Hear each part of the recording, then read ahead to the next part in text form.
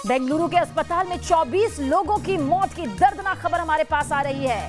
आगे भी पूरी डिटेल आप तक पहुंचाएंगे, लेकिन जो शुरुआती जानकारी हमारे पास आ रही है उसके मुताबिक बेंगलुरु के अस्पताल में जिन 24 मरीजों की मौत हुई है, ऑक्सीजन की कमी इसके पीछे की वजह बताई जा रही है। बेहद दर्दनाक तस्वीर देखिए सामने आ रही है। ऑक्सीजन की कमी की वजह से बेंगलुरु के एक अस्पताल में 24 लोगों ने दम तोड़ दिया। ऑक्सीजन की कमी किस तरह से इंसानी जिंदगी को लील रही है, ये कई तस्वीरें अब तक सामने आ चुकी है और ऐसी ही दर्दनाक खबर इस वक्त बेंगलुरु के एक अस्पताल से सामने आ रही है जहां 24 लोगों की मौत हो गई। और इसके पीछे की वजह जो सामने आ रही है वो फिलहाल ऑक्सीजन की कमी बताई जा रही है कि ऑक्सीजन की कमी की वजह से 24 मरीजों ने दम तोड़ दिया है। कोरोना का सीधा अटैक इस बार फेफड़ों पर हो रहा है, जिसके चलते ऑक्सीजन लेवल लोगों का गिर रहा है और सीधे तौर पर या तो आईसीयू की जरूरत पड़ रही है या ऑक्सीजन लेवल की भारी मात्रा में जरूरत पड़ रही है, जिसकी वजह से बताया जा रहा है कि 24 मरीजों ने दम तोड़ दिया।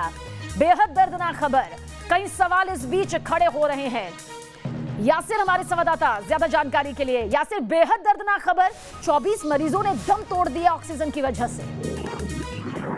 जी बिल्कुल, देखिए बेहद दुखद खबर आ रही है चामराजनगर जिले से, जहां पर Chamarajanagar institute of medical sciences में ऑक्सीजन की कमी की वजह से 24 कोविड पॉजिटिव मरीजों की मौत हो गई है। देर रात करीब 2 बजे जो है 2 घंटे के लिए अचानक जो है ऑक्सीजन का फॉल हुआ है, क्योंकि अस्पताल में ऑक्सीजन मुहैया नहीं था, जिस वजह से इन मरीजों की मौत हो गई है। अस्पताल के अधिकारियों का कहना है कि उन्हें मैसूर से ऑक्सीजन पहुंचता था, लेकिन कल ऑक्सीजन नहीं पहुंचा मैसूर से, जिस वजह से ये शॉर्टेज हुई है। हालांकि मुख्यमंत्री बीएस येडियुरप्पा ने अभी एक हाई लेवल मीटिंग भी बुलाई है, क्योंकि हमने देखा था 2 दिन पहले बेलगावी में भी एक हादसा हुआ था जहां पर 3 कोविड। लेकिन क्या यासिर अस्पताल प्रबंधन को इस बारे में जानकारी नहीं थी कि स्टॉक खत्म हो चुका है, यानी ऑक्सीजन सिलेंडर्स की, ऑक्सीजन की यहाँ पर बहुत ज्यादा जरूरत है?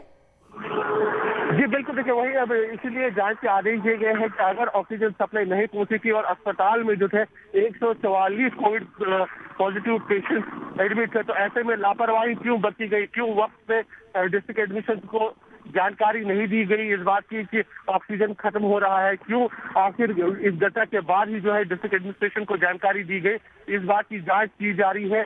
लेकिन जिस तरह से हमने देखा पिछले कई दिनों से, क्योंकि जो पूरा डिपार्टमेंट है वो बेंगलुरु में फोकस है, बेंगलुरु में क्योंकि ज्यादा केसेस है, ऐसे में शायद नजरअंदाज हो रहे हैं डिस्ट्रिक्ट, जिस वजह से हमने देखा कि दूसरी बार पिछले 3 दिनों में ऐसी घटना हुई है। बिल्कुल, और क्योंकि यासिर इस वक्त जो तस्वीर हम अपने टीवी स्क्रीन पर देख रहे हैं, एक महिला दर्द से तड़प रही है, उसके आंसू थमने का नाम नहीं ले रहे हैं।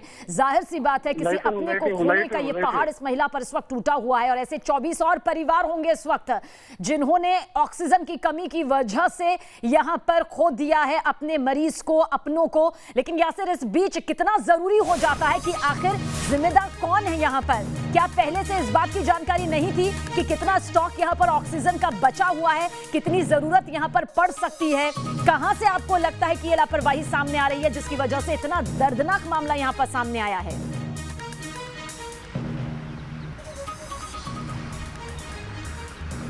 जी बिल्कुल, देखिए साफ है पहली जो गलती है वो अस्पताल एडमिनिस्ट्रेशन की है, क्योंकि अस्पताल को ही मालूम था कि कितना ऑक्सीजन है, कितना चाहिए, और क्यों नहीं उन्होंने सीएम ऑफिस तक ये बात पहुंचाई कि वहाँ पे जो है ऑक्सीजन नहीं है, ऑक्सीजन मुहैया नहीं हो रहा है, मैसूर से जो है वो ऑक्सीजन नहीं पहुँच रहा। तो कहीं ना कहीं सबसे पहले जिम्मेदारी जो है वो हॉस्पिटल एडमिनिस्ट्रेशन की ही थी कि उन्हें बताना चाहिए था कि उनके पास कितना ऑक्सीजन है और कितना चाहिए, क्योंकि 144 पेशेंट्स वहाँ पर एडमिट थे, कोविड पेशेंट्स। और उसके बाद जो है जो डिस्ट्रिक्ट एडमिनिस्ट्रेशन है, क्या वो लगातार इस बात की जानकारी नहीं हासिल कर रही है अस्पतालों से कि वहाँ पे अस्पतालों में कितना ऑक्सीजन है, कितना चाहिए? क्या वो सिर्फ हॉस्पिटल के जो एडमिनिस्ट्रेशन है उनकी बात पर यकीन करती है? क्या वो खुद वहाँ पे चेक करने नहीं जाते हैं कि वहाँ पे कितना ऑक्सीजन है या दवाई है? इसका तो रोज़ाना जाँच होनी चाहिए। तो कहीं ना कहीं अगर हम देखें तो दोनों की रिस्पॉन्सिबिलिटी बनती थी ये जानने की कि क्या ऑक्सीजन है, कितना है।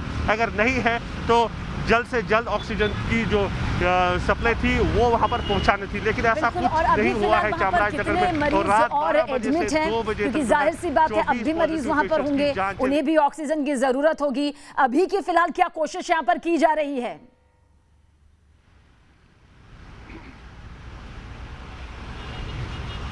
देखिए अभी जो है 120 मरीज़ वहाँ पे एडमिट है और अब जो है ऑक्सीजन सप्लाई पहुँचा दी गई है।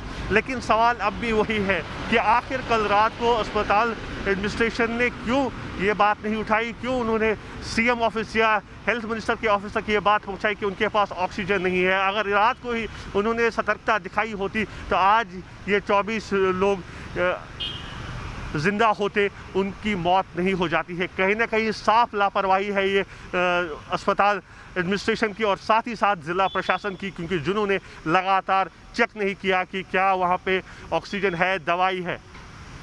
और यहाँ से कितनी देर पहले, जैसा कि आपने बताया, अब ऑक्सीजन वहाँ पहुँच चुकी है, अब सप्लाई पूरी हो चुकी है, ये कितनी देर पहले हुआ? क्योंकि अगर ये कदम थोड़ा सा और पहले उठा लिया जाता और जैसा कि आप कह रहे हैं कि 24 लोगों की जिंदगी यहाँ पर इस कदर ना जाती, एक सेकंड में उन लोगों की जिंदगी ऑक्सीजन की कमी की वजह से चली गई। तड़पते बिलखते परिजन इस वक्त हम देख सकते हैं, उनका दर्द यहाँ पर समझा जा सकता है। शायद ही कोई होगा जिन्हें इनका दर्द समझ नहीं आ रहा होगा। कब हुई है सप्लाई, पहले क्यों नहीं हो पाई?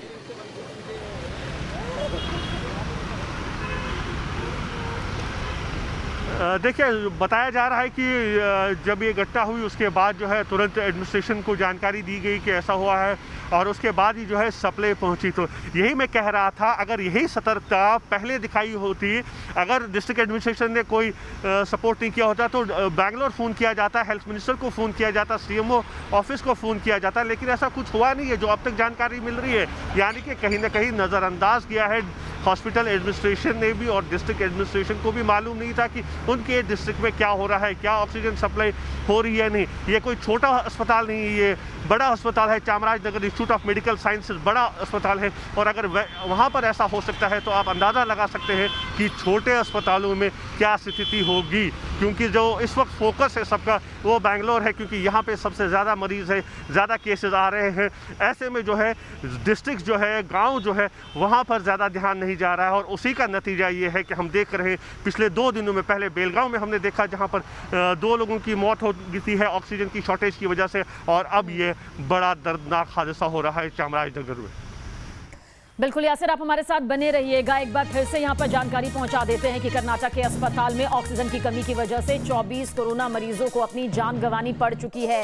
बेहद दर्दनाक मौत यहाँ से सामने आ रही है, बेहद दर्दनाक खबर यहाँ से सामने आ रही है। परिजन रो रहे हैं, बिलख रहे हैं और जैसा कि हमारे सहयोगी यासिर हमें जानकारी दे रहे हैं कि कमी यहाँ पर ऑक्सीजन की थी, लेकिन इस बारे में किसी तरह का कदम क्यों नहीं उठाया गया, क्यों अब सप्लाई पूरी हो गई है, अब ऑक्सीजन सप्लाई इस हॉस्पिटल में पूरी कर दी गई है। 120 मरीज इस वक्त इस अस्पताल में भर्ती हैं, लेकिन क्या इन 24 मरीजों की जिंदगी नहीं बचाई जा सकती थी? यासिर, हम बार बार कहते हैं कि स्वास्थ्य कर्मियों के साथ हर कोई सहयोग करे, हर कोई उनका सम्मान करे, क्योंकि ये वक्त ऐसा है जब स्वास्थ्य कर्मचारी, स्वास्थ्य अधिकारी 24-24 घंटे काम करके लगे हुए हैं। लेकिन अगर अस्पताल प्रबंधन की तरफ से जागरूकता नहीं दिखाई गई है तो फिर कटघरे में वो तमाम अधिकारी यहाँ पर आते हैं जिन्हें मालूम है कि ऑक्सीजन की कमी से जान जा सकती है, एक एक सांस की कीमत इस वक्त क्या है, बावजूद इसके ऑक्सीजन की सप्लाई यहां पर नहीं करवाई गई वक्त पर।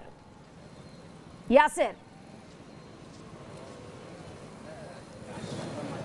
चलिए दोबारा से यासिर से बातचीत यहां पर करेंगे, लेकिन ये तस्वीर आप देखिए, कर्नाटक के चामराजनगर की ये तस्वीर है और ये इस हॉस्पिटल की तस्वीर है जहां पर 24 मरीजों को अपनी जान गंवानी पड़ी ऑक्सीजन की कमी की वजह से। और जब उन मरीजों ने अपनी जान गंवाई तब अब अस्पताल प्रबंधन ने हरकम में ऑक्सीजन की सप्लाई पूरी की, क्योंकि 120 मरीज अब भी यहां पर भर्ती हैं। हमारे सहयोगी यासिर हमें लगातार जानकारी दे रहे हैं। यासिर, और क्या जानकारी निकलकर सामने आ रही है?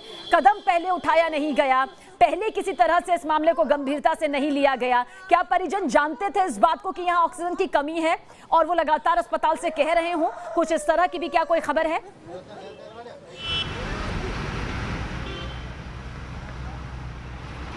देखिए अभी तक ये जानकारी नहीं मिल पा रही है कि क्या परिजनों को मालूम था कि वहाँ पर ऑक्सीजन सप्लाई मिल रही है या नहीं। देखिए अगर हम बात करें इस अस्पताल की, एक बड़ा अस्पताल है ये और यकीनन जो है लोगों को भरोसा था कि यहाँ पे जो है मरीज़ सबसे ज़्यादा सेफ़ है, क्योंकि बड़ा अस्पताल है, ऑक्सीजन की कमी नहीं होगी, दवाइयों की कमी नहीं होगी। इसी वजह से जो है हम देख रहे थे लोग वहाँ बाहर ही बैठे थे, कोई अंदर नहीं जाता है यहाँ अस्पताल के और इंतज़ार करते हैं कि डॉक्टर जब आएगा वही बताएगा कि मरीज़ की हालत कैसी है।